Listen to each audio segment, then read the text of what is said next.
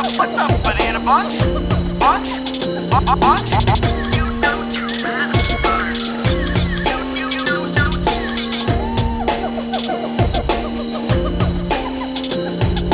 Welcome to the Junglejims podcast.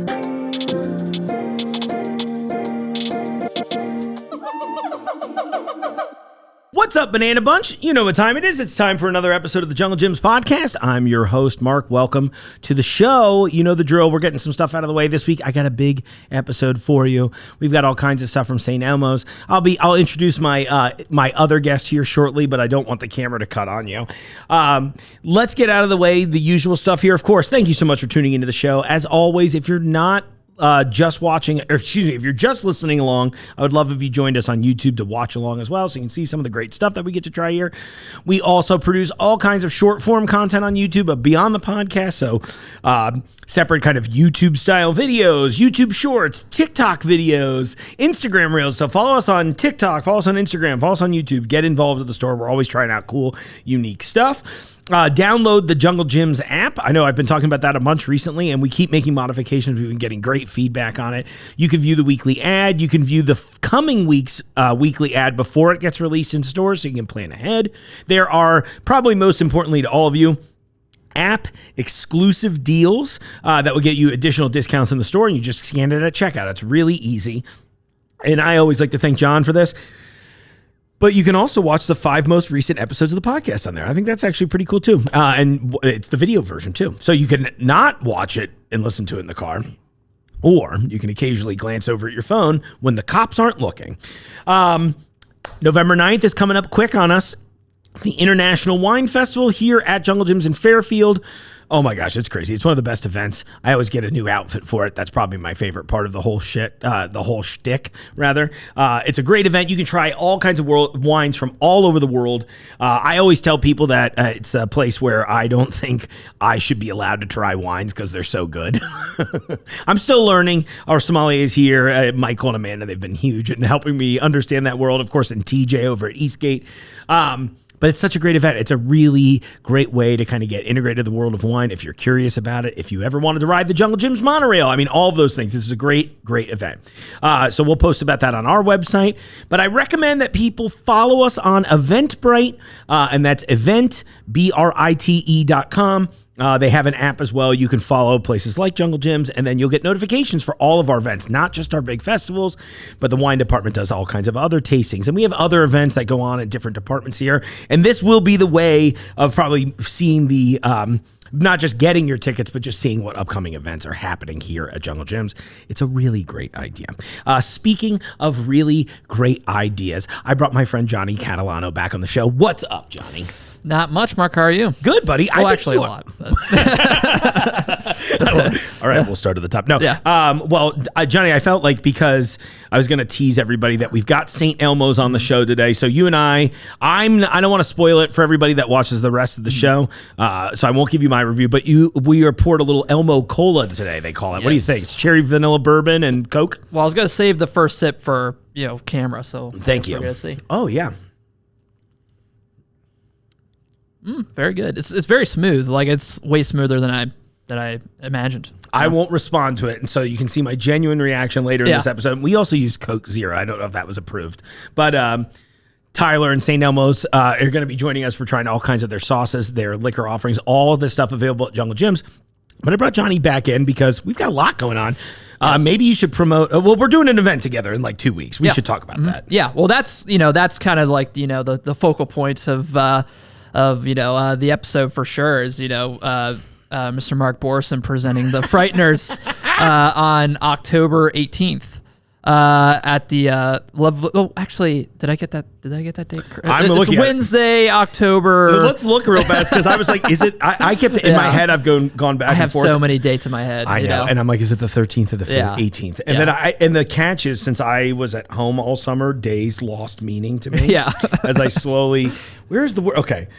You ever have that too? You're like looking at the app. You're like, I'm looking at all the C's. What is that? think it's we're both wrong. We're both in between because the 18th is Friday, the 13th is Sunday. Okay. It would be then October 16th, a Wednesday. Okay. At the Plaza Theater. Sweet 16, perfect. Sweet. Easy to remember. Mark will be there on October Sweet 16 to present Peter Jackson's The Frighteners, which my gosh. I'm excited because it's the first time I've ever seen the film. That's cool. And it's going to be presented by you, and you're going to obviously share, your enthusiasm and your knowledge for the film. I'm excited. I love early Peter Jackson, just Peter Jackson in general. Yeah. I mean, our generation, we mostly know him from like Lord of the Rings. Lord of the Rings. I mean, but he's shaped, I think, like if you love cinema, like he probably shaped your, beginning love for the craft. Everybody loved Lord of the Rings when they were a kid. Well, and I thought when we do our big deep dive in the second half of the episode, I wanted to talk about both how Peter Jackson and Sam Raimi somehow took a stranglehold on the big Hollywood system for a little while. And they are two directors who, if you watch anything that they made before somebody gave them money, it's insane. You're like, that's the guy you gave Lord of the Rings? But Spider-Man. Right. You know what I mean? I'm really excited about this. Here, I'll give a little more teaser on the Frighteners, then we'll go into the St. Elmo segment. But the Frighteners, look, a lot of you probably are like me and think Back to the Future is one of the greatest movies ever. I think a lot of us from the 80s and 90s also really loved Michael J. Fox, and he's one of those celebrities for me that I wish I'd gotten to do more before his Parkinson's diagnosis. And I know he struggles. I've been binging Curb Your Enthusiasm, and he was on a couple episodes recently. He's great. He's great. He's hilarious. He's a great actor. Yeah. And there's just some clip recently that went viral where he was playing guitar with, I think, Coldplay, maybe? He was with some band. I think it was Coldplay. Yeah. Anyway, Michael J. Fox is great. If you've only seen Peter Jackson do the Lord of the Rings movies, this is a really interesting transitional film for the director, in my opinion. Yeah. And I'll try to not be too nerdy about it, but he went from making like strange movies, I really don't know how else to say it, to making pretty amazing, literally he goes from like making something like what was Meet the Feebles, for example, then it's like, okay, here's a weird raunchy puppet movie, and the next one you do, the transition movie is The Frighteners, so it's a little fun. Maybe I'm probably putting clips of the trailer over us talking about it right now. Yeah. But it's a little scary. It holds up really well, in my opinion. And there was just they did a big remaster of it. So it's going to be great. I'm really excited to just see a movie at the Plaza. Oh, and we have an amazing, setup. We got great speakers. We got, a wonderful screen. Yeah. New 4K projector. Cool. It's just going to be, I'm really excited for our entire October lineup. Yeah. I think that's why I'm getting dates so muddled up. I can't even imagine. We just have so much this month. Actually, earlier in the month, we have another, what Mark is doing is called Century of Cinema. It's kind of a program that we run where we have, folks like you who are, enthusiastic about film, are knowledgeable about it. And you just come in and you present it, kind of TCM style. Sure. I love it, by the way. I loved watching Turner Classic Movies growing up. It's like how I learned about so many of these classics. Yeah, that was kind of what drew me to the Plaza in the first place. I think it was like 2021, I believe, is when I first discovered it. They were playing The Good, the Bad, and the Ugly. Amazing. One of my favorite films. And they in the description said somebody's going to present it. So, I was like, oh, that sounds terrific. So I went there, and Doug Sorrell, who really was, one of the key members of really bringing the Plaza back in 2015. It was kind of laid dormant for years. It was a theater originally opened in 1919. But it's like a beautiful old theater. I mean, every time we meet up, and I'm like, I need to go see something up there. And then this is a great opportunity for me because it's one of those where I'm like, I want to do this. I love talking about movies. I love all that stuff. And I love a classic theater. I'm very, very excited to see it in action. I've heard nothing but great things about it. And I believe in you and your vision.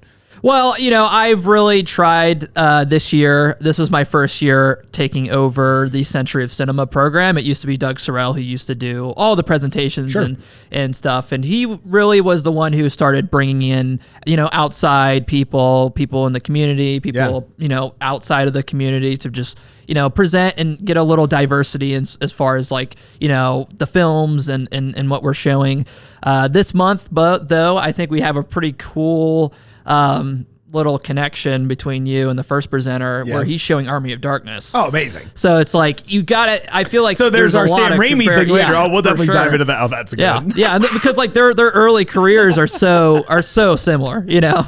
I mean, yeah, an understatement too. Amazing. Yeah. Well, so here's the deal. So everybody, what's a good way? We'll put this at the front. We'll talk about it in the second half too. What's a good way to follow that? Just follow the Plaza Theater on social or social. We got a Facebook. We got an Instagram. Okay. We don't have a X. But okay, you know, I'm open to an X. Yeah. I just, you know, I'm open to all of my X's. Yeah. As we all should We're be. all friends. It's all about understanding. Yeah, I 100% agree. I literally just had that conversation the other day. I was like, the reason is if you're a real nice person and an adult, you can have good relationships even with people who you had a bad relationship with at one point. You know, life's too short. You know, it's right. you gotta. This is probably unless it's a Tuesday, and then life is incredibly long. yes, incredibly long. Well, tell you what. Oh, you know what? I want to give a quick shout out. I was inspired to pick the Frighteners because you mentioned that they were doing the Army of Darkness screening, and then I had missed a screening from I'm hoping now mutual friends, but Andy and Ian of Secret Base Cinema, which is another local group that puts on really cool film screenings all over the place. I should get them to do one here.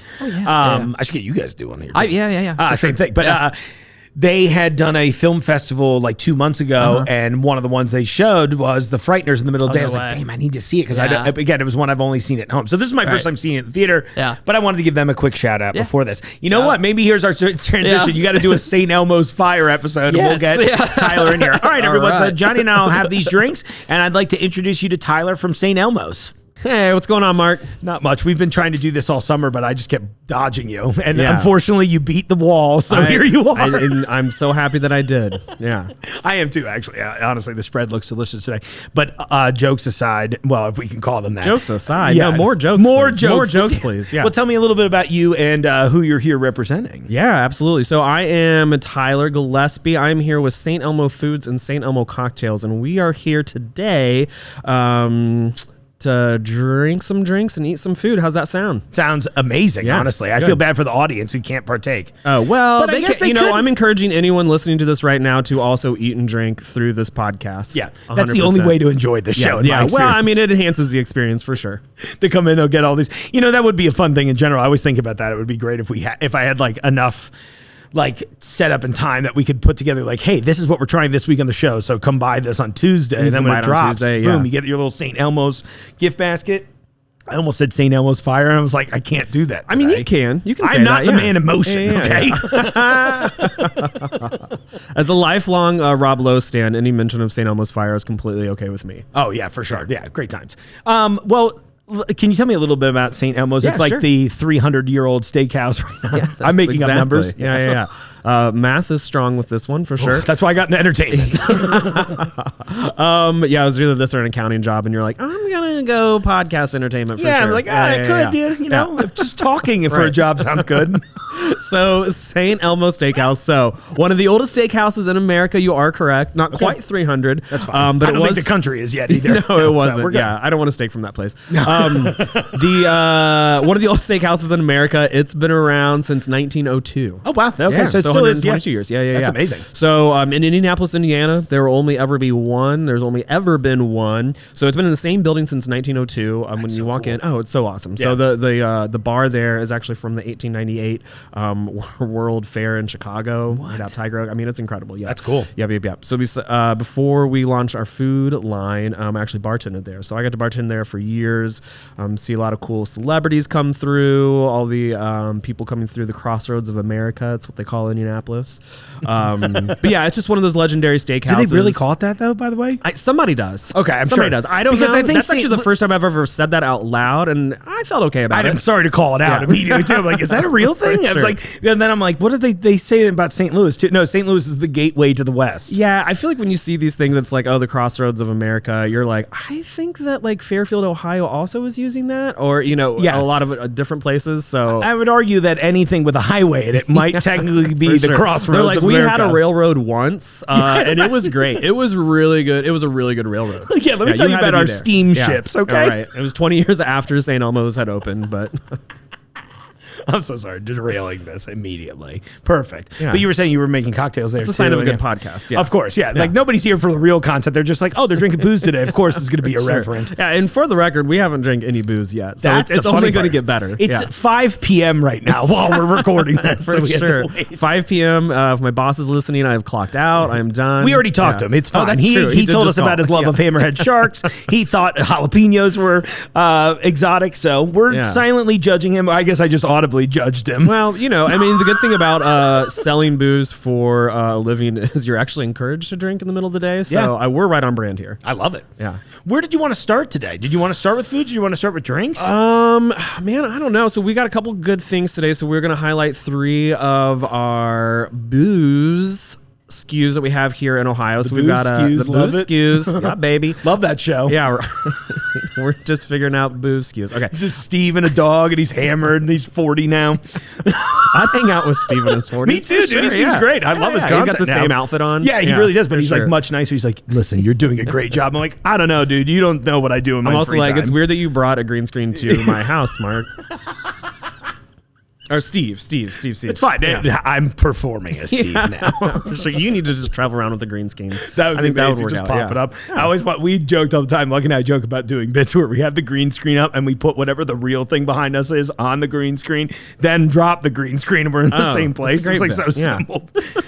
That's amazing. Next time. Yes. Sorry, Yeah. I just keep derailing. Okay, this. well, Yeah. let's, I mean, we got 3 different types of alcohol to drink, so let's go ahead and drink one. Oh, it sounds awesome. Okay, let's start with our ready to pour old fashioned. Okay. I love a ready to pour. I love an old fashioned. Yeah, love an old fashioned. I also love things that I don't have to work hard to make. Huge so that's fan. why we're like, and I really like things that are 100 proof. So, Do you need me to pass it over? sure. Heck yes. All right, yeah, ready to pour, blend of bourbon, aromatic bitters, orange and cherry, 100 proof, so this will get the job done. You still feeling weird about your relationship with your dad? Guess what'll help with it? Not this, actually, but it'll temporarily fix the problem. Right. For a night it will. We tried to use that in our marketing pitch, but my boss said no. Okay, so this He's is like, I don't know, me and my ready- dad are cool. I'm like, okay, cool. I'm like, if you have to say it out loud, you're not cool with your dad. Okay, so like the ready to pour old fashioned, so right out of the bottle. So I tell everyone all the time, there is absolutely nothing better than a handcrafted old fashioned. And if anyone is trying to sell you a bottle and says this is better than a handcrafted old fashioned, do not trust them. They are lying to you. However, this is 100 proof bourbon, citrus, sugar, bitters right in the bottle. And to have something that's this high proof and this high quality to come right out of a bottle is dang near close to what you would get as a handcrafted old fashioned. So whenever you're traveling, whenever you're having people over, whenever you're not in the mood to play bartender, to have something that's this high quality and high proof to just pour over ice and be ready to go, I think is fantastic. Now, like you said, 100 proof, it definitely gets the job done. So I wanted to get this on ice because it actually gets a little bit better the more that it sits on ice. We want it to dilute down to about 90.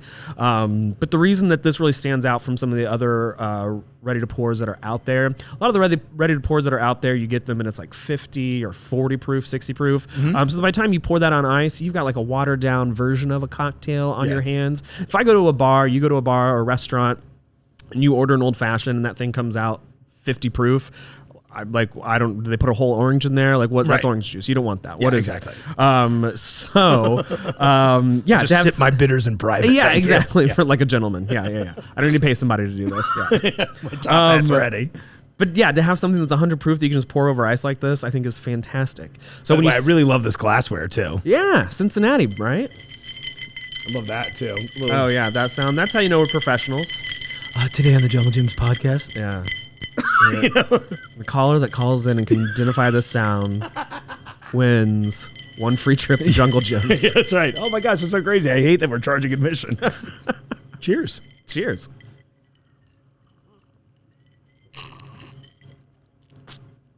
Oh, yeah. So good. It really does taste like pretty close to what I would. Oh, I mean, yeah. if you had not told me that you didn't do this by hand, I honestly would, Oh yeah, whatever I'm trying to say. No, for sure. I mean, we worked really, really hard too. So we've got this iconic bar, this iconic restaurant. Our name's on the label of these cocktails. So what we really tried to do was take the flavor profile of the Pops Old Fashioned. That's the old fashioned that we serve in the restaurant. Yeah. So we really, really tried hard with a dedicated team of heavy drinkers to really find out how we can recreate that experience in a bottle. So it's really nice, especially, we're in Ohio here. There is only one St. Elmo, like I said, in Indianapolis, but you get to take a little bit of the restaurant with you and experience it here in Ohio. Yeah, it's amazing. It tastes great. Yeah. Luck, do you want to try this at all? Okay. Just thought I'd offer. Yeah, very nice. I'm just sharing. It's really more about my thing about sharing glasses with my friends. I mean, that's a good way to make friends. I always tell people, I travel around with a trunk full of booze everywhere I go, and it is so easy to make friends. Now, you don't always make the friends you want to. No, of course. But it is easy to make friends. Yeah, so it's not a lonely life, that's for sure. Yeah, exactly. Okay, so now we've got a drink in front of us, so I think that we should move on to the iconic appetizer from St. Elmo, what we are world famous for, what you've probably seen Joey Chestnut eat multiple pounds of during the Big Ten Championship. I forgot he did the shrimp thing too until I watched whatever he just did on Netflix last week. Oh, yeah. 80 Kobayashi. 80 something hot dogs. Yeah. Kobayashi kind of let me down on that one, to be honest with you. As a Joey Chestnut stan, I got to say, Kobayashi always kind of lets me down. Oh, no, that's good. I get it. I'm somewhat new. It's Fair one enough. of those, You're new to the world of competitive I'm a little, eating. there's like this weird trauma around if you're a big dude and you're like, I was like, I don't want to eat like that. And then I'm watching someone that's like tiny eat like that. I'm just like, it does something wrong in my brain. Yeah, I'm like, I don't there's know a about disconnect this. there. Yeah. I can tell you, I did a marketing internship where I was helping out with Joey Chestnut while he was doing a press tour. Oh, cool. So going around to a bunch of local radio stations and TV networks in Indianapolis, and I can tell you there's nothing worse than having to hear Joey Chestnut explain 5 times in a row what his dietary habits are before and after an eating competition. Oh, yeah? I almost don't want to ask, but I feel like compelled to ask. It's a little traumatic for me to get into, but I will say it's a lot of romaine lettuce and a lot of personal time behind the bathroom door. I figured as much as well. I always, my question on all those, I was like, I don't even want to think about what 86 hot dog or whatever he ate in this one looks like just on a plate. I'm just like, how much purging is really going on? You don't have to answer that, but I would assume I don't know the answer to that, but I can say that if you've ever been close to him or any of the competitive eaters while they're consuming their sport, if you will, it's not something you can get over easily. I didn't think you would. It's with you for a lifetime. Yeah. For cool. sure. Well, moving on. Now back to something more delicious. Yeah, so speaking of that, we are going to enjoy the iconic appetizer from St. Elmo. This is our world famous spicy shrimp cocktail. I'm really excited Yeah. about that. Now, I understand, Mark, you've never had this, right? I have not, no. And I know Okay. I guess I'll tell this for the audience's sake, too, which is when Tyler first reached out to me. We met at a trade show, didn't we? Isn't that where we first met? Okay. Was that LaPorte? LaPerry, yeah. Yeah, okay. Yeah, I was like, I'm a huge fan of the Root Beer Glaze. That was like my gateway in, right? Because it was just one of the samples I got when you guys first set that shipper up there. And then when you and I talked about doing the show before I got hurt, I was like, I will wait until we do the episode so that way you get like full unfiltered Mark. Yeah, and I appreciate that course. I'm sure filtered Mark's okay. He's fine. But unfiltered Mark, great. Yeah, fantastic. We've earned that in the friendship already. I like that this is a very, like a lot of brands have been really great, but it is nice that you're here like a regular person that's also representing a brand. So I feel kind of a kinship between us because that's how I feel about my role here. Where I'm like, hey, be yourself, but also just remember sometimes there are names on the wall. Right? Oh yeah, no, and I feel you on that. I mean, I bartended before I did this, so I feel like after you bartend for years, you kind of approach every situation like, how can I have the most fun with this person while still doing my job? Exactly. Yeah, that makes perfect sense. Well, I love that, and I love St. Elmo's for encouraging that kind of behavior. Oh yeah, we encourage all sorts of behavior. I love it. Yeah, I mean, I had a fun chat with your boss. No joke, off camera. It was great. I was like, just called. I got to be mean to this person I barely know. It's great, and he was a good sport, so I'm a huge fan. All right, so any tips before we dive in? Well, so there's a lot of people that will tell you that you're supposed to breathe through your nose. Other people say absolutely don't breathe through your nose. Some people will tell you make sure you have water on the side. Other people will tell you, oh my gosh, don't drink water, whatever you do afterwards. So I will say after 10 years of serving this in the restaurant, and even more years of that doing this around the Midwest, there's no right or wrong answer. Okay. Just dive right in. I will say, don't be a wimp. Yeah. Yeah. I'm just grabbing There's the nothing tail. to be afraid No, of. it sounds great. Yeah, except for This like is the spicy embarrassment one, right? in your workplace I'm on a here for it. podcast. You know what? That's why I do it. I have a humiliation kink, so Fair enough. For sure. That was also another one of our marketing ideas. there's a humiliation kink. Oh shit, that's awesome. Oh, yeah. And there it is, that little heat in the nose. Yeah. Woo. I love it though. A little tear in my eye. Oh, yeah. Shit, that's delicious. Yeah. Woo. That rules. Yeah. So, You have a little horseradish in yours too, right? Is that the move? Yeah, you want to... Can I get a little, hit of it? Just a tiny tip? Yeah. Okay. So the regular It is cocktail spicy, sauce but, like, great. will bring a tear of joy to your eye for sure. Yeah. Takes your breath away. But if you're a real glutton for punishment, Yep. delicious punishment, I must say, you can add just a tiny bit of our horseradish coarse cut right on top. So since Mark's kink is punishment and embarrassment, we're gonna put a dollop of horseradish right on top and see how he feels. I love about it. that Okay, one. cool. Let me mix it up a little bit, get a little even spread here. Yeah. When I was working in the restaurant too, Yeah. people would come in and they would be like, you'd have all these like macho guys be like, oh, I know spicy, and I'm like, all right, man. I can I do know this. you know. I'm eating, you know, like whatever Sure. the adult. They would always themed hot announce sauce something is. weird too. They'd be like, oh, I'm from Houston, I know spicy. I'm like, well, okay. Or they'd be like, I'm from Poland. I'm like, what does that mean? Yeah, I'm I feel they- like Polish people traditionally are. sure. Yeah, I Right. don't think that's what you're known yeah. for, sir. Yeah.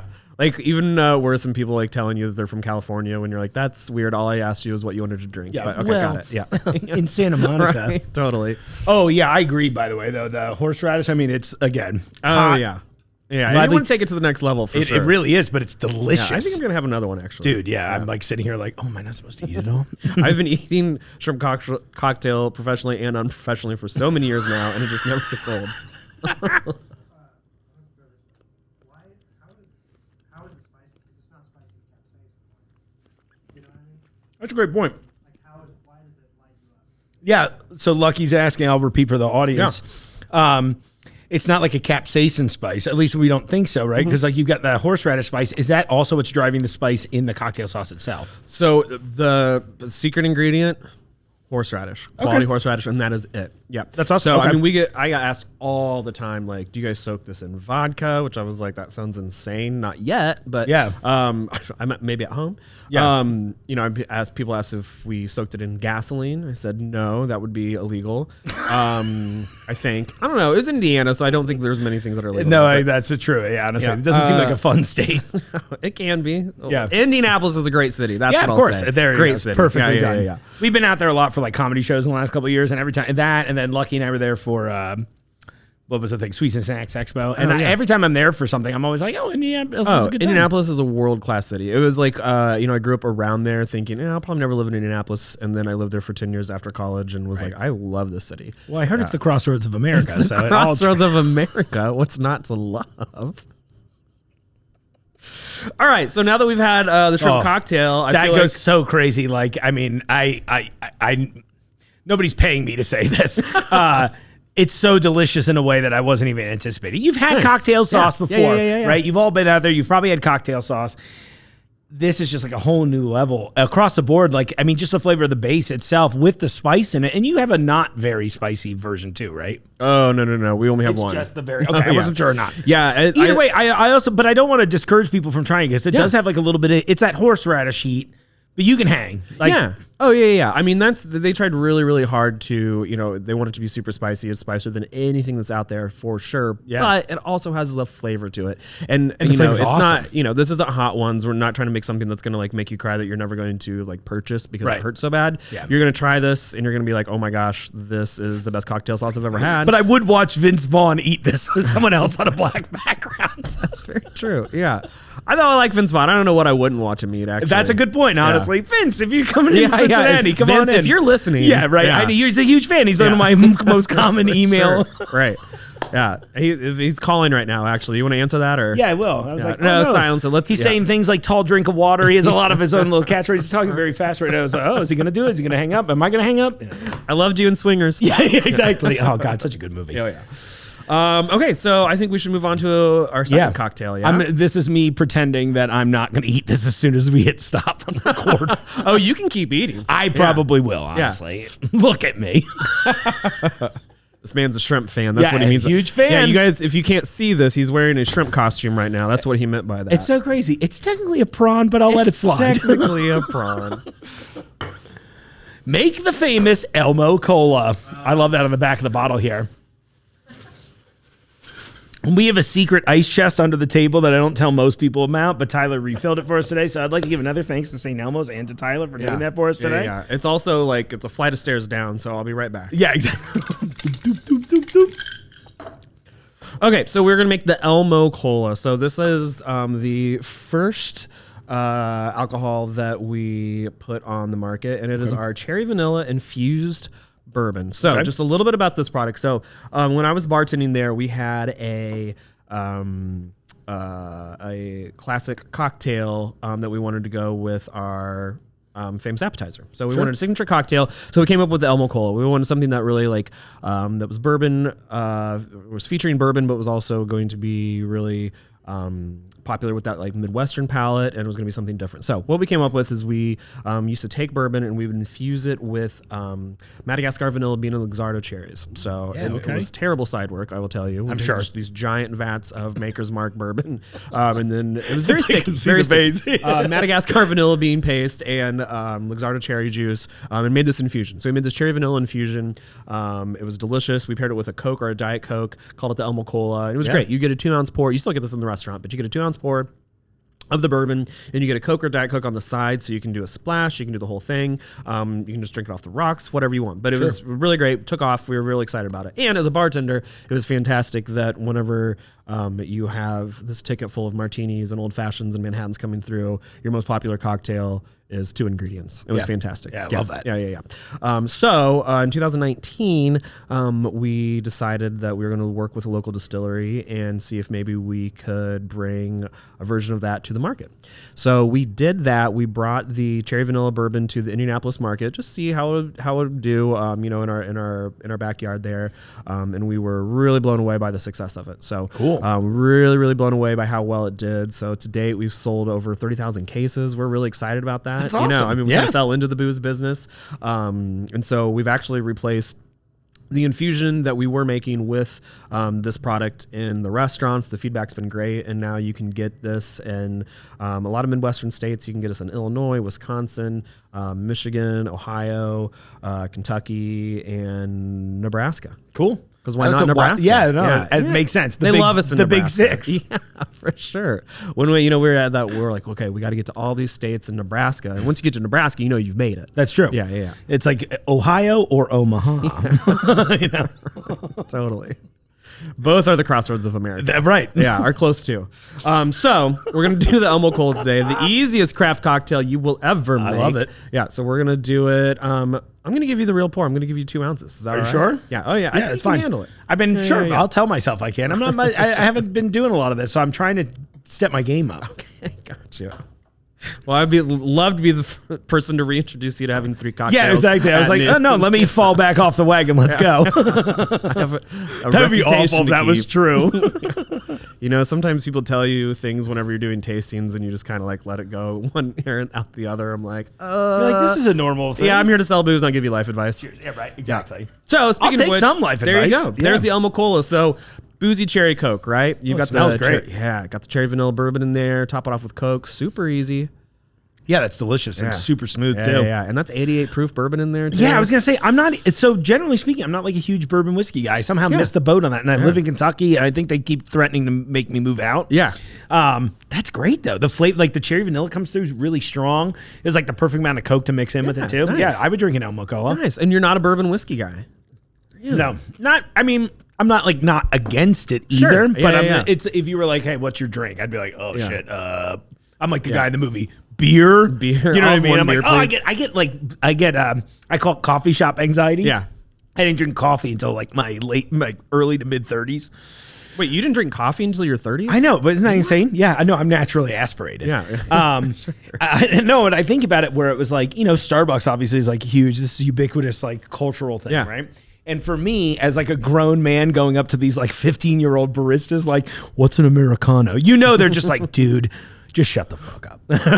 You know what I mean? Like, just order a coffee. I don't know. I feel like sometimes the people that work at coffee shops, so maybe not Starbucks, but if you go to like a smaller one, they're like, they're way more cool. Let me tell you about the Americano. But yeah, right, exactly. And then I'm like, like, if you don't ask questions, like, do you deserve to be But the here? gap is huge, right? Yeah. It's either like they hate you and they're like, please get out of the line, Yeah. sir, or I unfortunately made a new best friend. Yeah. You know what Starbucks I mean? employees are like, we're just trying to get our college paid for. Exactly. They're like, we get stock options still at part-time. Maybe just leave me alone, dude. And I was like, fine, keep spelling my name wrong. It's only 4 letters. Yeah. How does anyone spell your name wrong? It happened. Yeah. What's always weird is when it is a you were mark saying with a this C, earlier, I'm like, I don't know. First off, I don't know many marks to begin with, Yeah. and I know 0 with a C that Not I a can single think one. of. Except now, one I've met in my life is gonna be like, "Hey, man, watch the podcast for the first time this week," and you accidentally called me. Would out. you I'm like, forget? "Oh." Did you forget about me? Yeah, I did, Your actually. friend Mark with a C. Yeah, I did forget about you. Sorry. There's one mark in my head at all times, and it's me. I don't think anyone's ever misspelled Tyler before. That's a I hard will one now. to misspell. Tieler. You're like, I'm just doing. I thought we something spelled it in unique my with family. Yeah.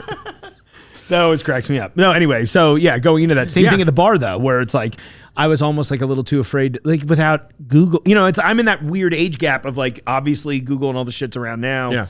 But like in my 20s when I was like trying to learn drinks and things like that, Sure. there wasn't an easy method to like, what was I going to text Cha-Cha and be like, hey, what's a cool drink that people won't judge at the bar and won't make the bartender hate me? Cha-Cha? You know? Was that you remember the- Cha-Cha? I forget. Oh, You, yeah. it was you pretty much texted like, it. you Yeah, texted and a it number was and you're like, yo, dude, how do I fix this bike It was like chain? proto AI, basically. Yeah, pretty much. But it was yeah. just like guys in their living room. I remember trying to sign up to be the guy, and I'm like, yeah, I'm sitting at my house a lot. Let's go. And I they love paid that pretty you well. like tried to be the guy. I was like, what can I ask that's going to be so embarrassing? And I get like an answer from them that doesn't make a whole lot of.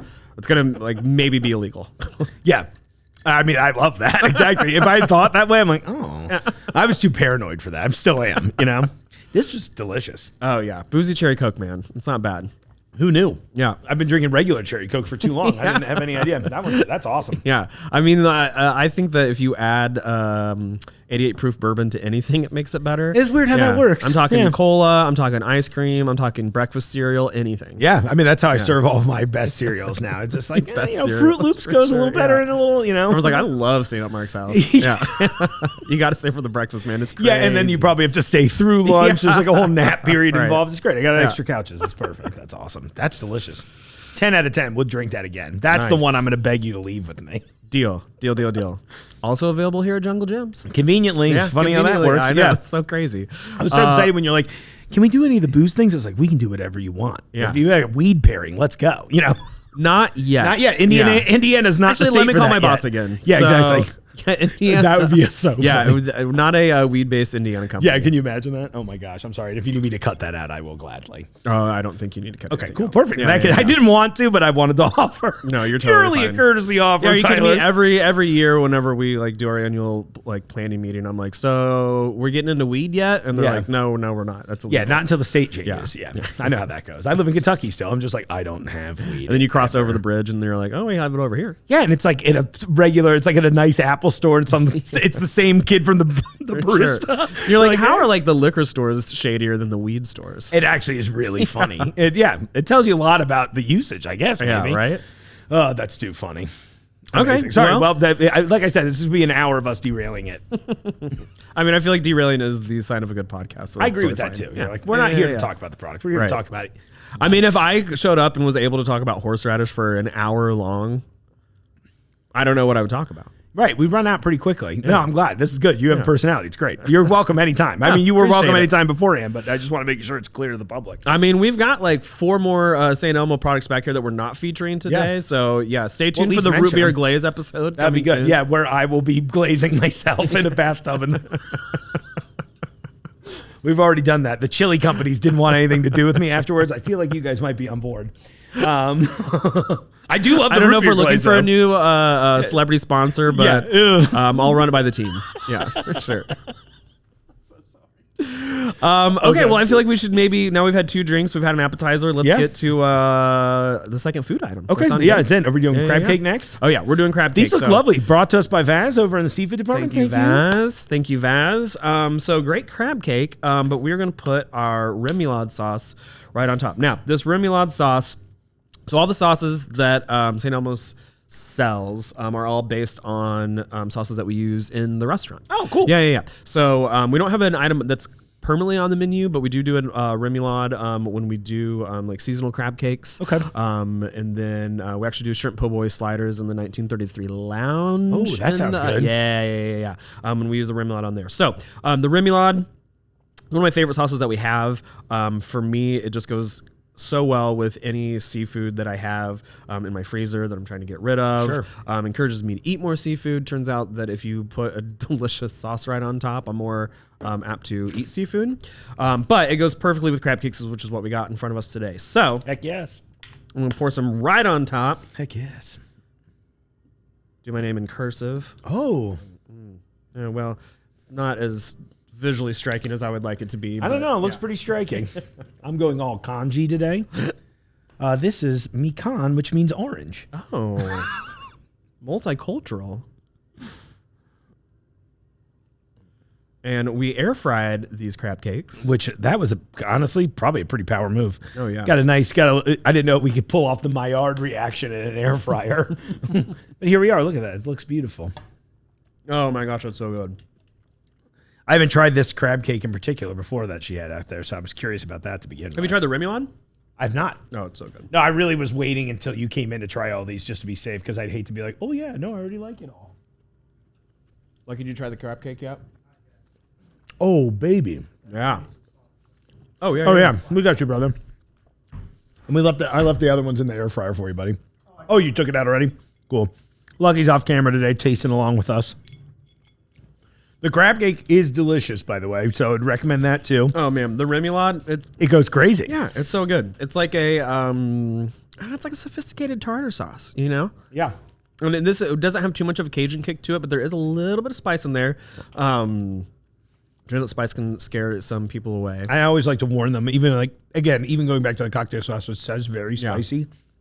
It's got a little heat on it, but don't be alarmed. Yeah, and the cocktail sauce too. I love whenever I'll like meet people out in the market and they'll be like, "Oh, well, we buy the mild version," and I'm like, "Sir, I don't know how to tell you this in front of your wife, but you're a liar because that doesn't exist." Mm-hmm. What do you mean you bought the mild? You look version? like you married the spicy version, and then you high five the wife, and then they get a bottle in the car. Right, exactly.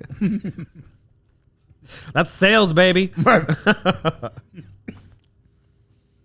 Yeah, that's delicious.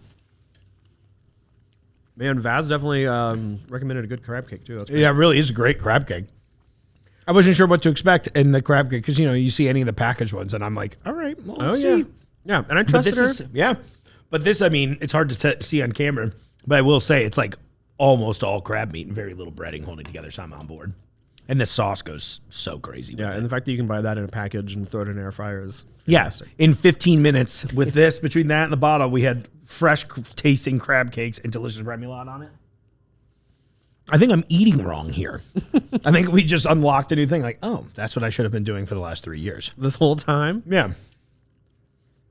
We only did crab cakes one other time. It was like in the first few episodes. And I don't remember what for now. Do you remember what for? I think that was back when Chris was still here. Was it one of the seafood episodes we did with Ross?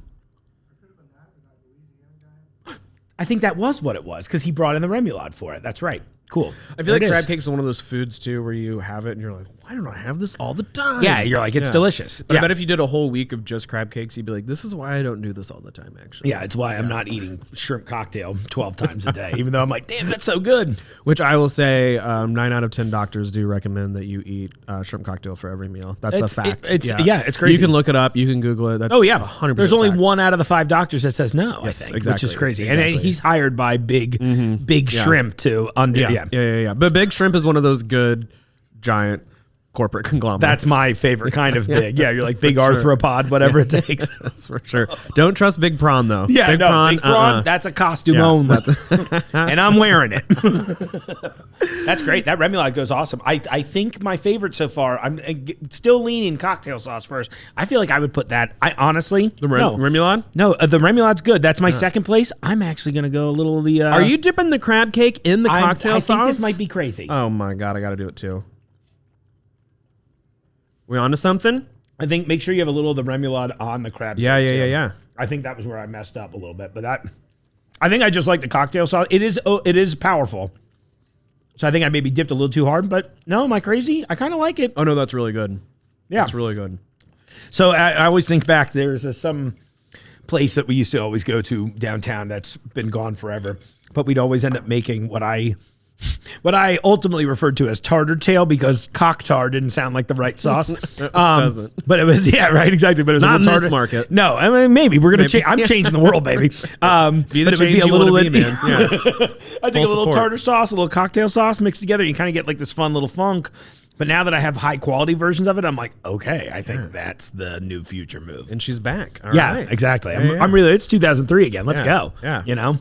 So 2008. They're so 2000 and late. Right, Yeah, exactly. For sure, man. For sure. That's awesome. Yeah. What a good There's day. not a whole lot that in my life that you can't trace back to a Fergie lyric. Okay. Well, let's. Never mind. let's unpack that. No, for a that minute. was so funny. Somebody was arguing about that on the internet the other day, and they were About like, Fergie lyrics? Yes, about one very popular hit song from 2003 that had a different name on the radio version of it. Let's get it started. Let's get it started. People were Yeah, like, yeah, I don't yeah. think we used that word post. No. They were like, the argument was like, nobody said the bad word since 1999. I was like, I'll have you know, one of the biggest songs of 2003 had it in the title. Yeah. You know, I'm also like, I'll have you know that like I got mad at my brother at Thanksgiving for that word. Like, exactly. she's still out there. Right. Yeah. Well, that's only because Stacey Ferguson has never returned any of my phone calls to come to Thanksgiving, which is frustrating. I've been writing since Kids Incorporated, okay? I think that's like a sword that she falls on where she's like, no, that was art and we will not change it. She's just like, no, she just points the finger at Will I Am. She's yeah, like, she's he like, wrote that's all that, him. dude. Yeah. It was like Apple D Dap, the other member of Black Eyed Peas that doesn't get any love. She was like, Exactly. he was actually the lyricist, and no, yeah, he's I'm the just here to scapegoat say it. for. Yeah, exactly. He's like, Peas. it was me. For sure. He's like, I have bad taste. Yeah, You know, he's like, but Fergalicious, that was me. right. Yeah, exactly. That was all me. clearly. Yeah, for sure. Did you ever see the? I'm sure you did when she sang the national anthem. Oh, and it didn't go great, right? Oh, it didn't. Well, it depends on how you look at it. It's either the most memorable national anthem that's been sang since Whitney Houston, or it was like the most embarrassing thing someone's done in a microphone. So I think I need to rewatch it because I do remember it was a while ago. It was for like the NBA All-Stars game or something like that, and it was a couple years ago. But it's, I mean, it's American lore at this point. I mean, Right. it's, I love it's it. incredible. Yeah. Yeah. I That's it's- on our Wikipedia Oh, yeah. page. What, America's Wikipedia page? Americans are like, in 2012.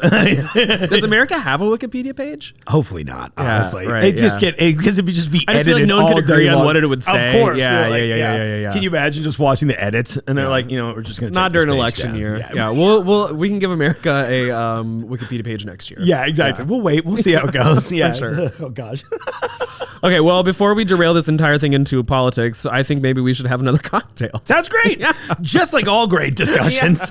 When does that not help the productivity? Right. Okay, so we've had the old fashioned, we've had the Elmo Cola, and now we're going to have my favorite, our newest product here in Ohio, and it is a espresso martini. That sounds delicious. Yeah. Do you like espresso martinis? You know what? I don't think I've had one before. Wait, really? I've had like chocolate perfect. martinis and things of that nature, but this sounds way better. Okay, yeah. So chocolate martini is, the sweeter cousin of Yeah. the espresso martini, but Cool. I'm into it. yeah, Bring me okay. that bitterness, baby. bring me that bitterness. If I had a nickel. Right? 15 cents, huh? At least 27.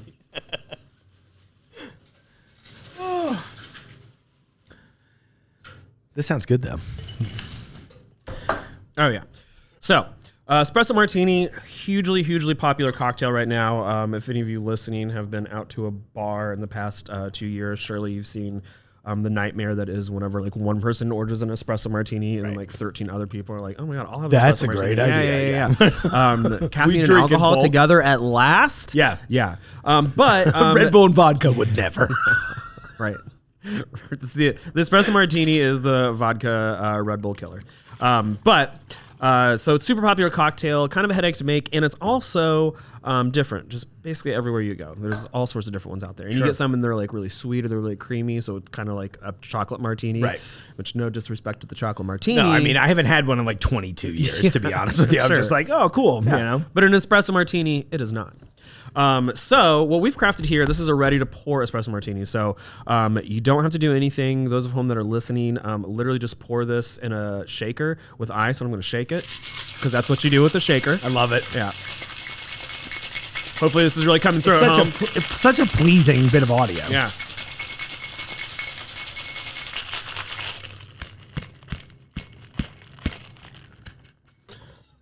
All All right. Here we go. And we're going to pour it right into the glass. Since we're sparing no expense for the Jungle Gyms podcast, we are going to use martini glasses. Dang. Looks Look beautiful. at that. I got you. Perfect.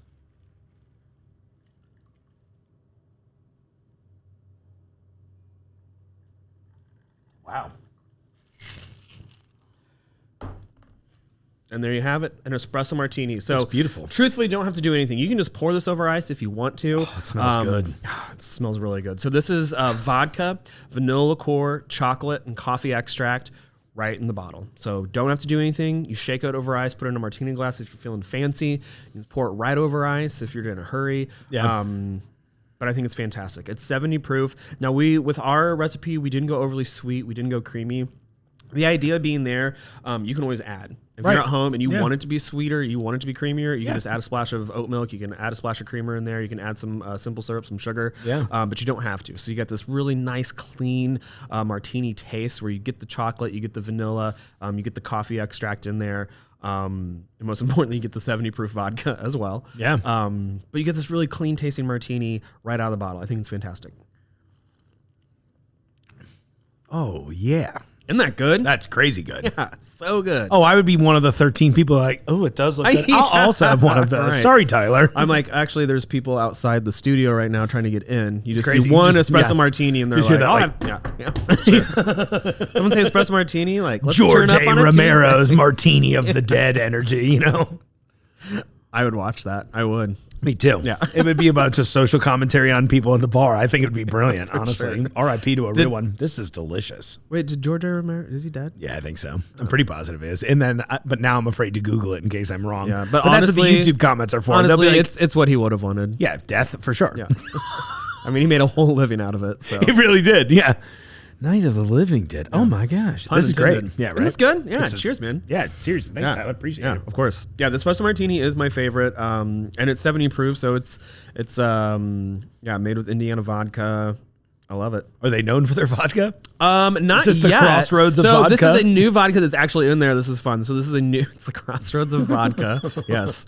That's in Russia. And it's potato based. Edit that out. Edit that out. No, this is a 100% corn vodka from Indiana. Yeah, so it's a new vodka called Barkeep vodka that's actually not here in Ohio yet, except for in this espresso martini. Okay, perfect. But yeah, it's 100% Exclusive. Indiana corn. Yeah.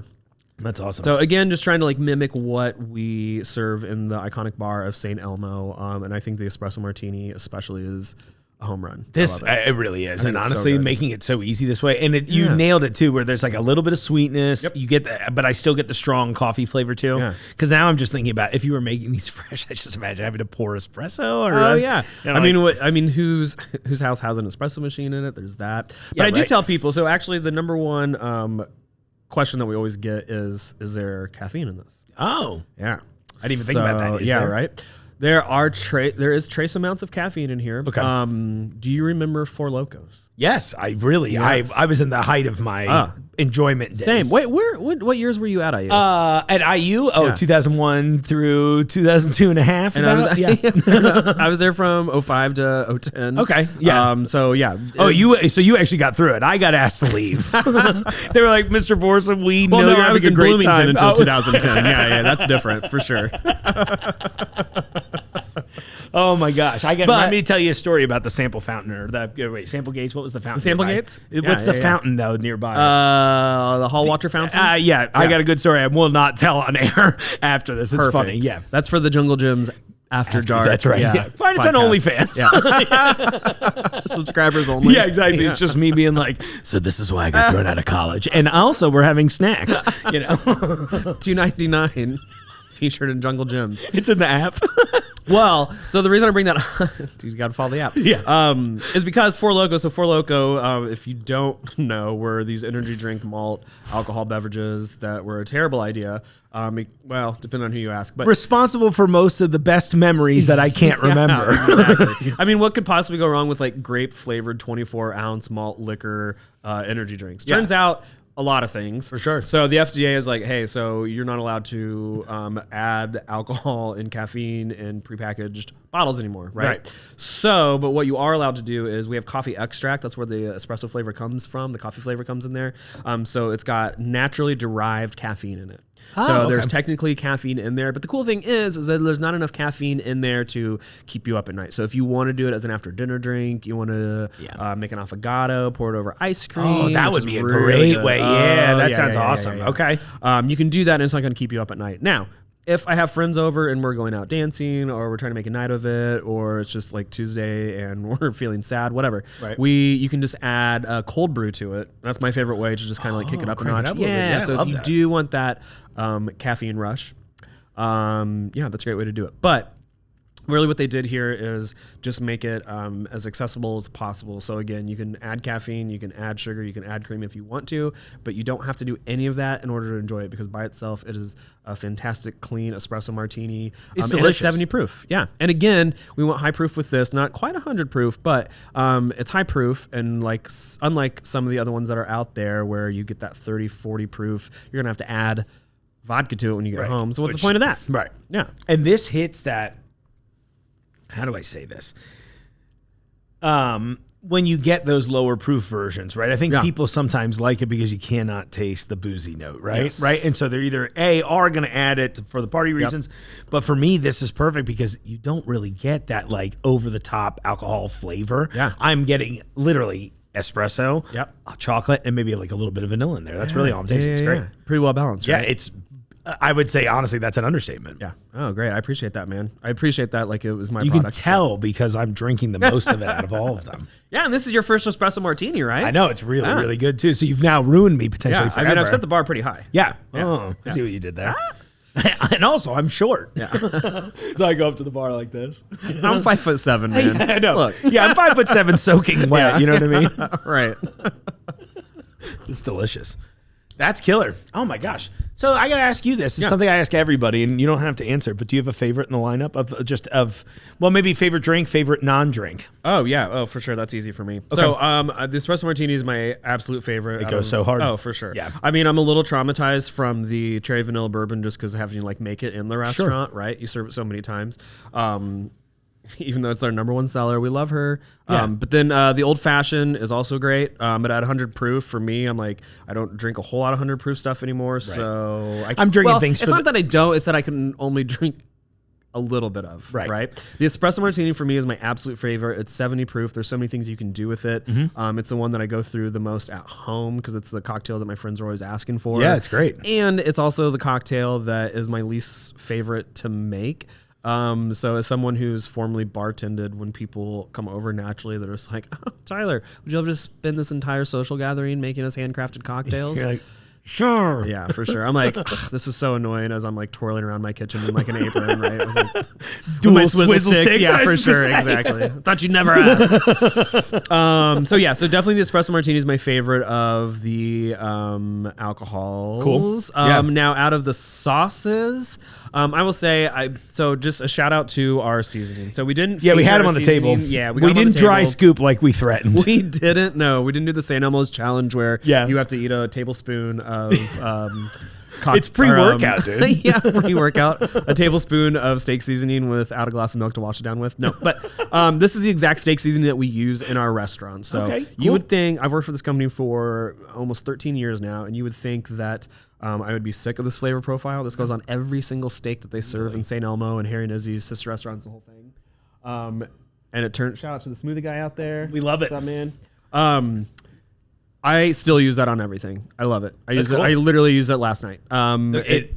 It's great on steak. It is great on fish. It is great on chicken. It is great on pork chops. It is good on vegetables. It is good on frozen pizza. It is good on everything. I use it on everything. Most of my family does. It's definitely the seasoning that once you put it on your shelf, you kind of throw away the rest of your seasonings because there's just no reason to use anything else. I mean, I use it on vegetables and throw it in the air fryer.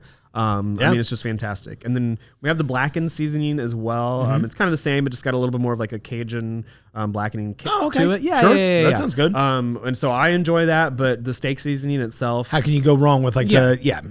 And then my favorite sauce is the creamy horseradish. That sounds like Creamy that's good. horseradish. Yeah. I love the root beer glaze. I love the remoulade, but the creamy horseradish, I mean, I bet it's probably one of the more versatile ones. Yeah, too, it's because way like more when I versatile. love the root beer glaze, but I'm also like, there's a lane for this. Oh, there's a You know what I definite mean? lane for the root beer glaze. I mean, that's our biggest challenge with the root beer glaze is just, I'm sorry, I said challenge. What I meant was opportunity. There you go. Our biggest opportunity with the root beer glaze is just explaining to people what to use it for, right?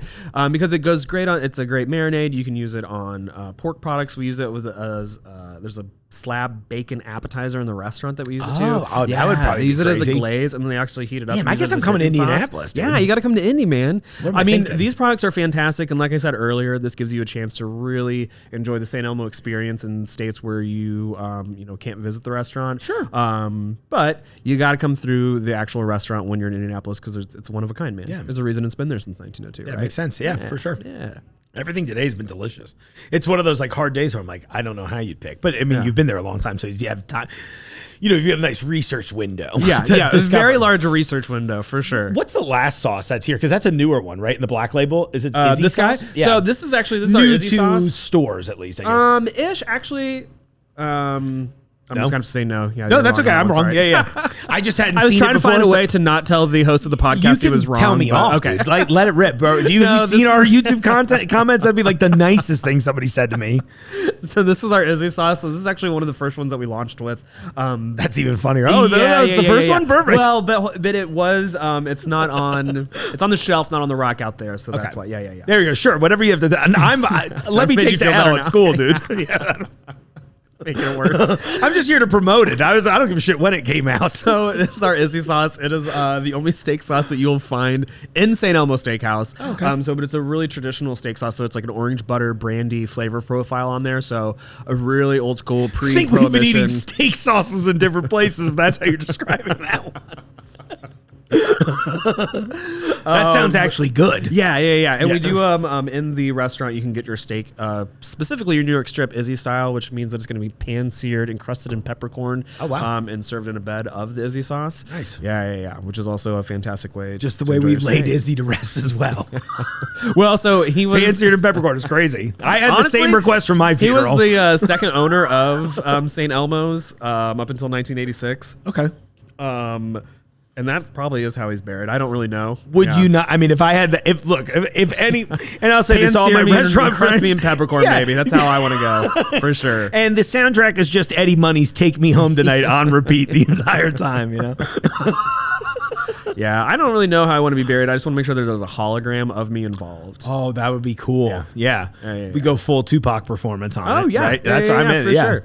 Yeah, and any loved ones that I may have left where they're like, oh, do you think we'll get any of the inheritance? I'm like, I was very clear in my will that every cent I ever made was going to be spent on my hologram at my funeral. Yeah, exactly. Like, and who you do you guys think's aren't getting funding a this? cent. Yeah. Yeah, absolutely not. My inheritance. Where was my inheritance? I also say my lived through it. inheritance, like I'm not 38 years old and only have a dog. So Yeah, exactly the same thing. I'm like, well, maybe someone will take care of Bark Morrison. That's really all I'm kind of holding out for.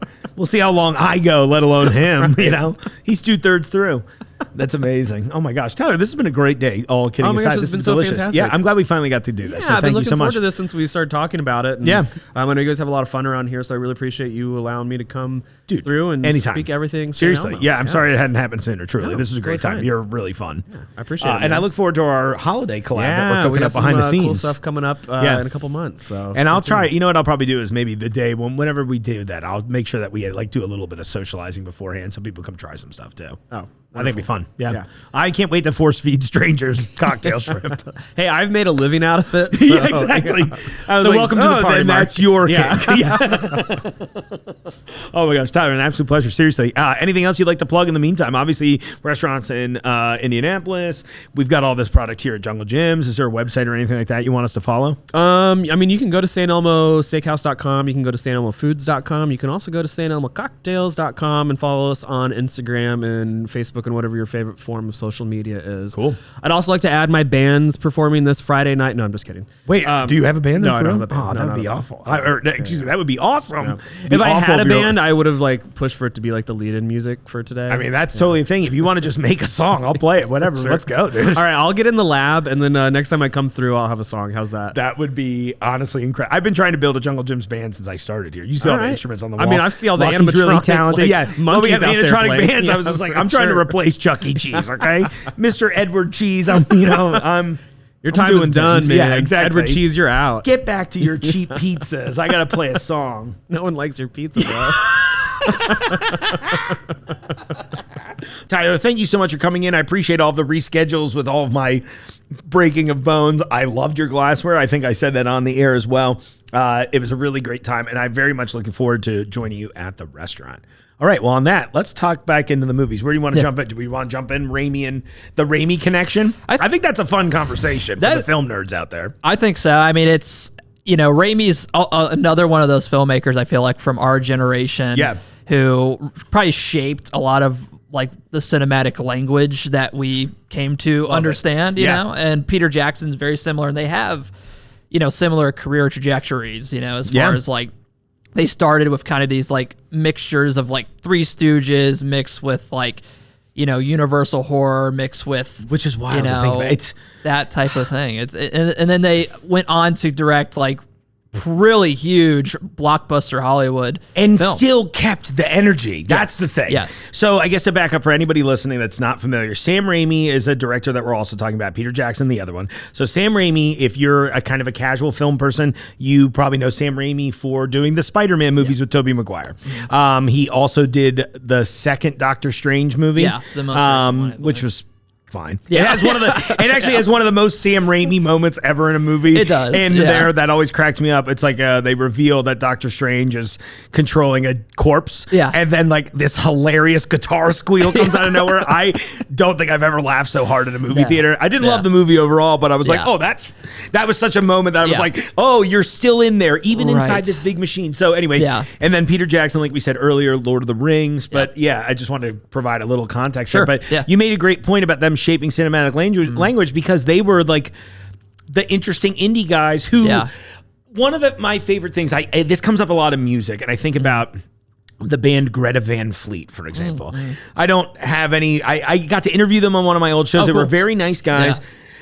Never necessarily been a huge fan of their music, but not like a hater either. Right. You're somewhere in between. Right. And the reason why for me is that to me, they're an artist who, instead of being a conglomeration of their influences, just kind of sound just like their influences, right? It's like almost like borderline cover band. And there's nothing wrong with that. If that's I'm not hating. They made a lot of money. I would love to make any money. And I think about that with regards to film, too, where nowadays it feels like style is somewhat not in vogue anymore in the big scene.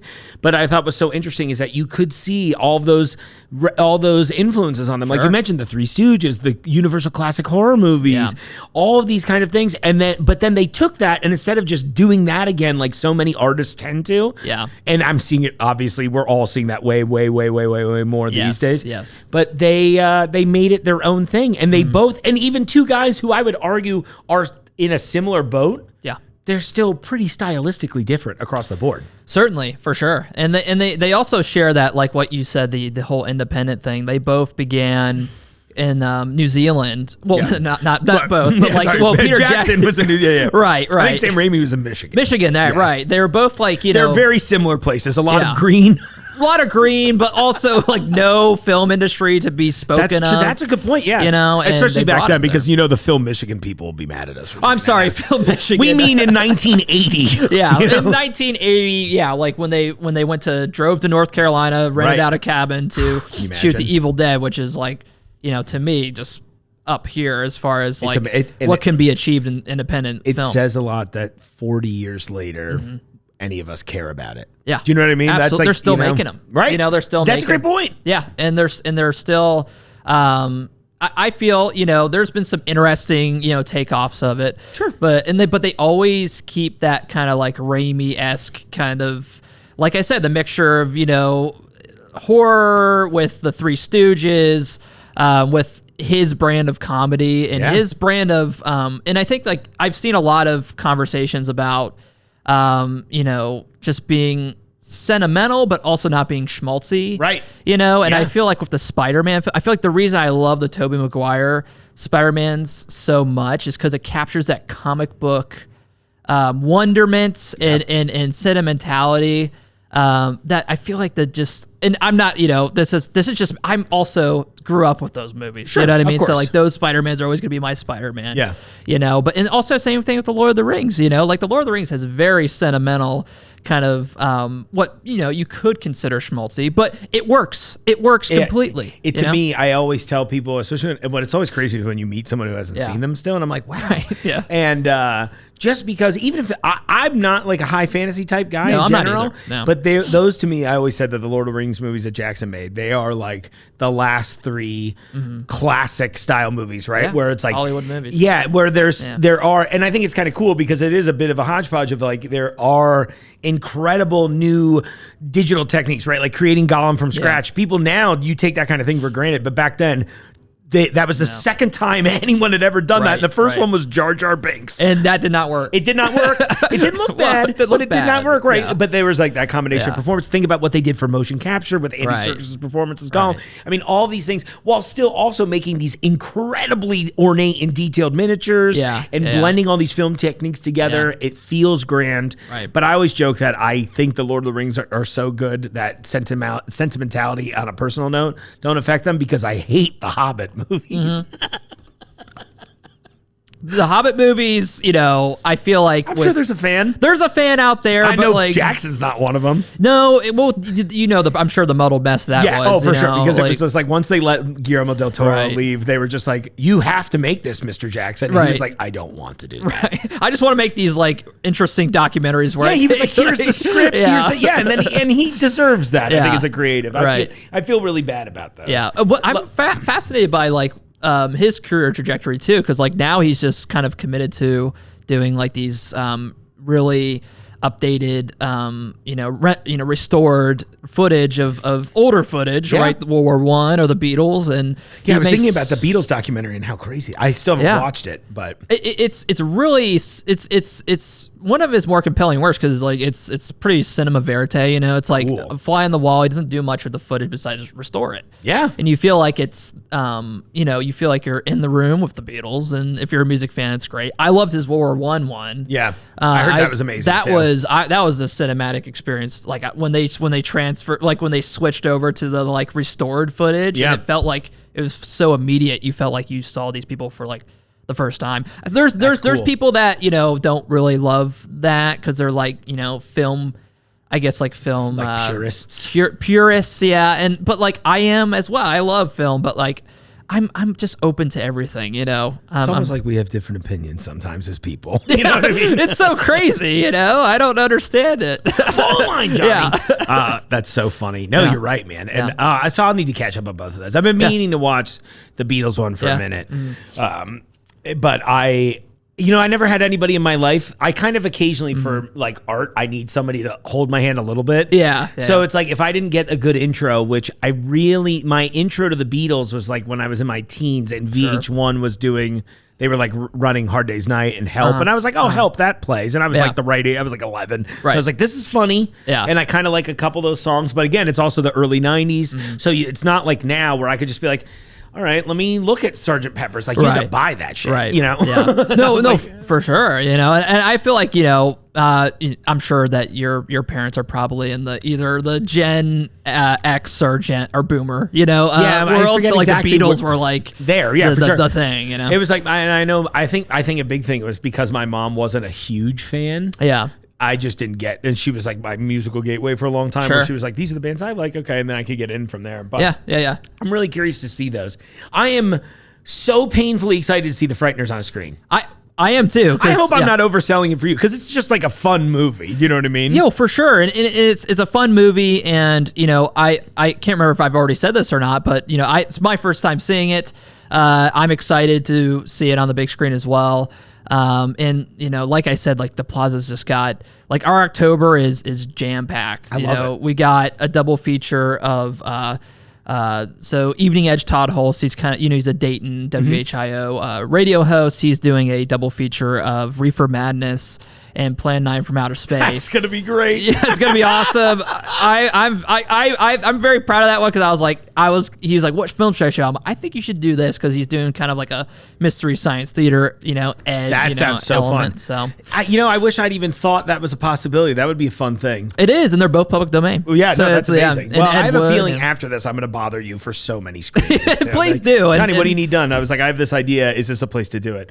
I have this music documentary I've been trying to find a place to show recently. yeah. And like the director is like, yeah, do whatever. I just put it out on YouTube now, so I don't really care kind of a energy. Sure. And I was like, if she's down, I've been wanting to do this forever. Actually, funny enough, this weekend. Yeah. Well, I say it. It's not real time. We tape in advance. Yeah. But this weekend, I'm going to Chicago to see the band that this documentary is about, doing like a 20th anniversary reunion. Oh, sweet. So Yeah. we'll bug you about that afterwards. But Please do. I love pitching people on the Frighteners because, again, I brought up the Back to the Future thing at the beginning of the Yeah, show. yeah. Michael J. Fox in general. He's just like a charming, likable person, Yeah, right? yeah. Like, and the Great movie's guy. so fun. And yeah, the plot is pretty much, I won't spoil much, but Yeah. the plot is, he has been in some sort of horrific accident that has killed his wife, and it left him with like psychic powers, and he can Sure. see and communicate with ghosts. Yeah. And he decides he's going to be a grifter. Yeah. And he pretty much has ghosts that he's friends with run scams Yeah. until one day he starts noticing that there's like a bit where right before his wife died in this tragic accident, he sees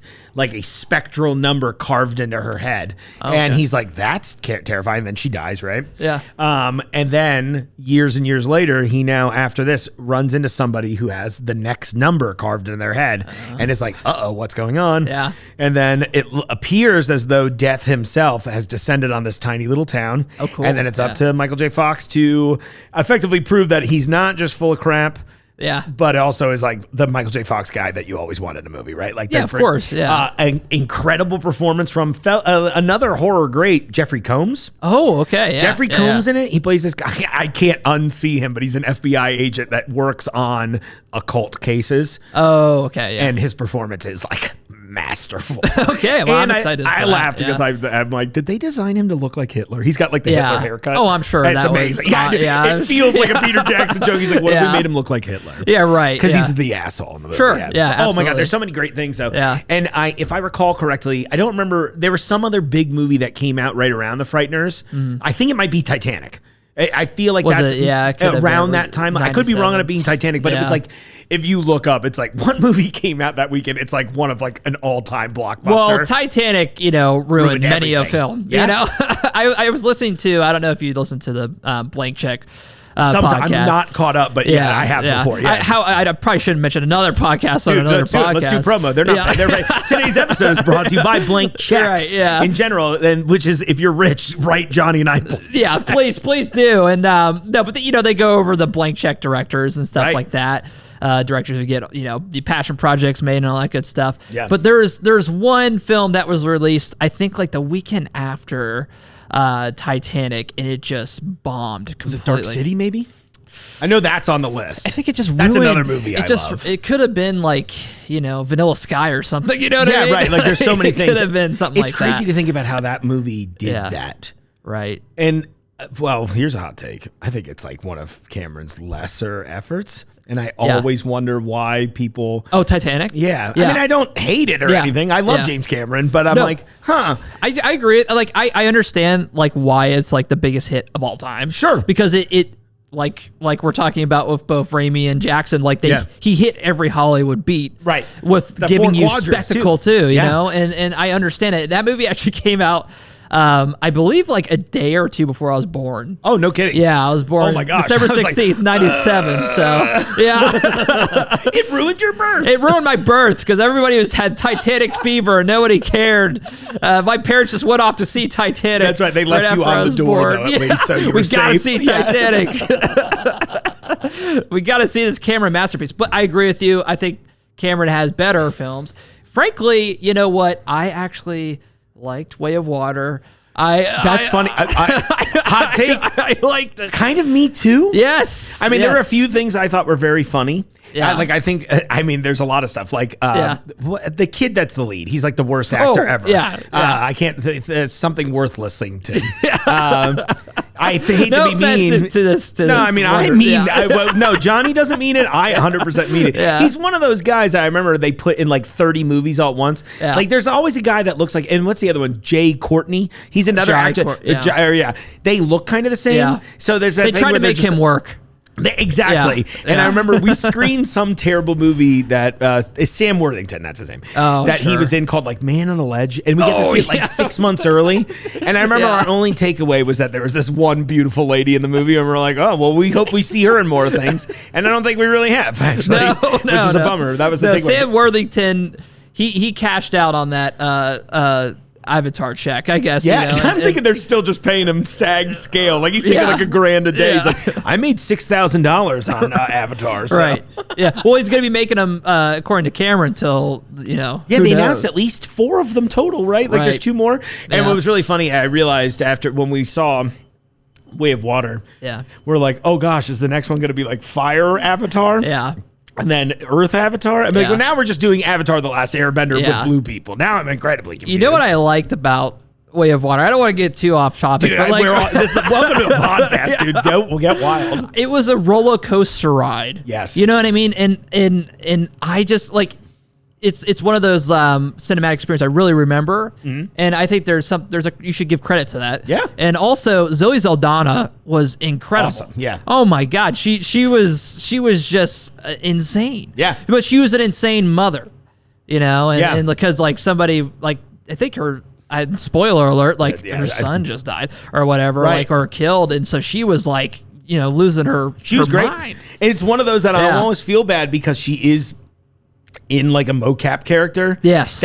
She still emotes well. Yes. But I imagine the general public is Yeah. probably not taking that away. They're like it's like you didn't see it, but your Yeah. brain did kind of Yeah. a thing. Right. I 100% agree. And to go off topic a little Keep bit more, going, dude. Get off the reservation. So Let's go. if we're talking about great performances and a great film, I want to sing this film's praises in public. The Substance. It I haven't just seen it came yet. out. I just saw it. Okay. It is incredible. Let it rip, It is dude. one of my favorite films of this year, No kidding. if not my favorite film of this year. Wow. It's directed by this French woman. She directed this film called Revenge a couple years back. Okay, I which think I that was a remember that Shudder coming out. original, and Yeah. I remember it very much, but like it didn't stick out. But like The Substance is a masterpiece. I think My that gosh. the Shudder originals kind of throw some heat every so often. And it threw heat. Don't get me wrong, but Yeah. her style is very idiosyncratic and like Cool. It's if you're a fan of Cronenberg or Lynch or any of those types of filmmakers, Carpenter. I'm ready for a little naked lunch already. Let's go. Oh my gosh, it's terrific, and Demi Moore is insane in it. Okay, that's what I was Yeah. like. Is this the Demi Moore movie? yes, Okay, cool. she is insane in it. Dennis Quaid brings Really? it. Dennis Quaid is killer in the film. That's awesome. Margaret is it Qualley? Quayle, I think. Yeah. Great. But the film is firing on all cylinders. Cool. To me, it's like one of those films that excites me about the medium. The last time I love saw a film like that was A Zone of Interest. Okay. Because I saw that somebody was doing something with this medium, with this form. People Yeah, not. I'm like, sorry to it's laugh. just I just thought of a exciting. crazy thing I want to ask Oh, you. yeah. But no, I love when you Yeah. get excited about that, and that's something Yeah. that I try to think about too. Well, I feel like these days I find myself getting less and less excited about film and music. Mm-hmm. Not in a bad way. It's just that there's like so much stuff, and same with Sure. TV too. Yeah. Where for a while I was getting a lot of those same kind of cinematic bursts of excitement, like this is what Yeah. the art form could be. Yeah. A lot around video games, Sure. but then something my stupid brain thought up while you were talking about this was. What are we going to do to get a Plaza theater screening of Megalopolis? That feels like that's going to be a midnight movie. I feel like that's going to ruin we need careers. another glass of St. Elmo to talk about Megapolis. Have you seen it yet? Unfortunately, no, I plan to see it this weekend. Okay. I'm just doing this straight because I think it's Dude, really good. That's awesome. Do your thing, bro. Thank you. So for Megapolis, I've been a proponent of Coppola. for That's quite some why I time. was like, you were like the one. I can't believe I haven't asked you about this sooner. Yeah. Well, I would love to. I think like we're a little too jam packed this October. Yeah. Perhaps in November. I hope it's going to be one of those movies that, like, seriously, I saw somebody write something along the lines Yeah. of, I'm sorry to not quote them directly, but They were just like, this is a movie that will end careers. In 6 years, there's going to be people in theaters dressed as the characters reading the lines along with this movie in the future. I want to see that so bad. It looks wild. It's coming out, well, as we're speaking this weekend. It's at the end of September. Yeah, but of course it was screened at Cannes. It was screened at TIFF. And it from everything I'm seeing, it's like the tip of, it's like your perfect like 50% on Rotten Tomatoes film. Yeah. You either really appreciate what it's going for or you don't. I think I'm going to be in the former camp. Yeah. You know, I feel like I'm going to really appreciate and Coppola said himself, like people are acting like he's like not aware of like, no. He said in interviews, this is a crazy movie. Like I made a crazy, and I think he set out to make a crazy. I think he was like, no, I just wanted to do something strange. Right. Yeah. And he self-funded it. I mean, in my opinion, it's one of those frustrating things where I'm like, I get that everyone on the internet wants to yell all of the time. Yeah. As one of the yellers on the internet, right? Yeah, right. But it is that funny thing where, like, to me, this is the perfect way to do it. He used his own money to make this insane art project. And that's going to be seen. And people will probably be really, you know, we're now in a society of dunk on each other. Sure. Yeah. But I think, I don't know. I'm excited about it. It sounds insane. I'm very excited. I don't want to speak on any like controversy that's been coming out lately because has there been some? Yeah, but like again, like it's just like you can Google it afterwards. And there's a controversy about everything. But I'm like so tired it's like of that. exactly, and it's like one of those things that's like, you know, it's being disputed. It's there's no like there's gray area, but like at the same time, like let's just talk about the film. Whereas like in my opinion, if you know this guy, you know. People, you know, I don't know if you watch like on YouTube some like people who do director tier lists. Of course, yeah. Not enough people put Coppola in SS tier or S tier. He is S tier for me because he had a run of 4 tremendous cinematic All achievements. Timers. Right. So like if you can make one cinematic achievement, you should be up there. You should be up there. And I think people get this was something I saw in Megalopolis Discourse where they're like, what do we expect? His last truly great movie was like 50 years ago and everything else has been kind of mid. And I'm like, I don't really agree with that, but I don't think they're entirely wrong for saying that because of the way humans view things where like if it's outside, like, you know, the movie's older than me, I'm probably like, right? Not in a, I don't want to watch it, but in a, I'm not thinking about that. Yeah. And I bet so many of these people are like, you mean the guy that directed Jack with Robin Williams? And Is look, an S tier? You're like, Jack, bro, he wanted to have fun. Jack, probably wanted a nice house. Jack is a steaming pile of shit. I mean, it is, but like you can't make everything great, dude. No, it's infrequent that happens. That film was like, but like, name a filmmaker who is infallible. Right. Like even like Tarantino, who claims he is. Like you're not. No, of course. You know what I mean? Like there is no infallible. If that were the case, filmmaker. even though Jackie Brown's like probably his best movie, it would have been way more successful if that were the case. Well, and like Death Proof isn't like a masterpiece. I like elements of Death Proof, but fun. like it's fun, but it's not like I'm not being like, wow, people this are is like, just, you know, when I think of his best movies, I think of Death Proof. Yeah, no. I mean, there might be somebody out there, but he also, you know, directed segments of 4 Rooms. You know? Exactly. Yeah, that's a great point. I'm like,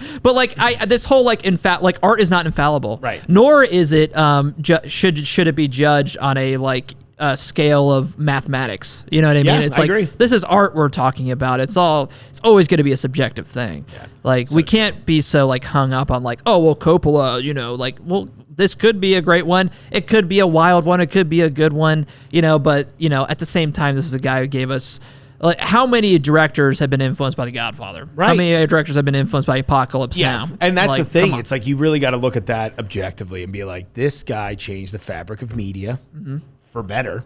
You know? Yeah, and I hope you don't mind if I segue. Please. Use this segue. If we're talking about cinematic achievements in landmark films, we do have the return of John Russo, and we got Russell Schreiner, who was Johnny in Night of the Living Dead.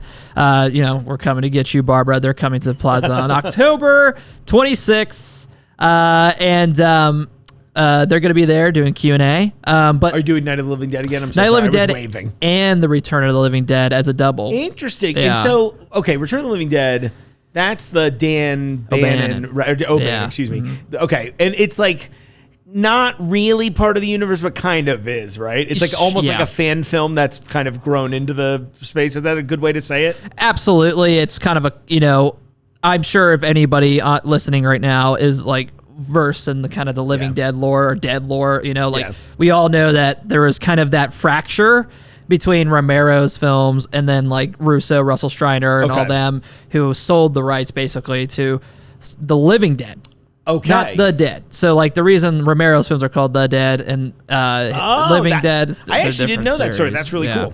Yeah. So like they wrote the story, but like Dan O'Bannon, who's responsible killer, for R.I.P. Alien Yeah. and what's the John Dark Carpenter Star. one? Dark Star, thank you. Yeah, which which- John yeah. Carpenter I think has like now made unavailable everywhere. If I'm not Basically, mistaken, I don't know why he's mad about that. 'cause I don't it's funny. know. It was a senior thesis film that like got distribution and got his. That's amazing. I wish Chilluminati did that. You know what I mean? I was like, come on, dude. Yeah, like we all wish that. You know, I what watched it on VHS once 100 years ago, and I remember being like, "This movie's weird and cool." And then finding out later, they're like, "Oh, these guys went on to do like Alien," and it's got like a little. You of, see like, skeletons of Alien for sure. I felt like it was Yeah. almost like Carpenter must have read Hitchhiker's Guide to the Galaxy around that Yeah, time because it's yeah. got kind of that same sense of humor. For sure. And I think there's that, like I said, there's that skeletons of each one of their kind of like what they would go on to do. But like, yeah, Dan O'Bannon directed The Return of the Living Dead. He obviously brought a lot more, not to say there's not comedy in the Romero films, but it's like almost This is almost like intentional, though. like Raimi-esque, like the horror comedy. What's it? Element. Send more Yeah, ambulances. right. That's the Yeah. scene I always remember. Yeah. I saw that movie for the first time when I was much older. Yeah. And I didn't know. And I was like, oh, is this part of it? And then, this is like mid 2000s. So again, the internet's around, but not like now. Sure. And I remember tapping in on that. And I remember having that thing. I have a weird judge of horror films or horror themed films where like if I feel threatened at all by the whatever the big bad is in it, it always gets higher marks for me. Sure. And I remember, and I may have just been super stoned while I was watching it, but I do remember that movie being like, yeah, who wasn't? That might be the best way to watch it. Yeah, right? most things in my experience.